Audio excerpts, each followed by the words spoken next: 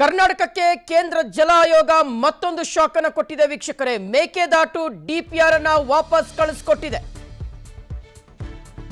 ಕರ್ನಾಟಕ ಸರ್ಕಾರಕ್ಕೆ ಕೇಂದ್ರ ಜಲ ಆಯೋಗ ಕೊಟ್ಟಿರತಕ್ಕಂತ ಶಾಕ್.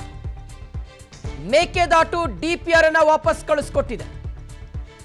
ಪ್ರಸ್ತಾವಿತ ಯೋಜನೆಯಲ್ಲಿ ನಿಯಮವನ್ನ ಉಲ್ಲಂಘಿಸಲಾಗಿದೆ.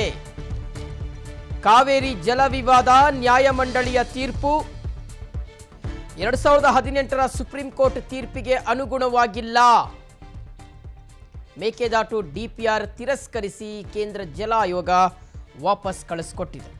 ಇದು ಮತ್ತೊಂದು ಶಾಕಿಂಗ್ ವಿಚಾರ ಕರ್ನಾಟಕಕ್ಕೆ. ಒಂದು ಕಡೆ ಇದೇ ಮೇಕೆದಾಟು ವಿಚಾರವನ್ನು ಪ್ರತಿಷ್ಠೆ ಅನ್ನೋದಕ್ಕಿಂತ ಇದು ರಾಜ್ಯದ ಹಕ್ಕು. ಆದರೆ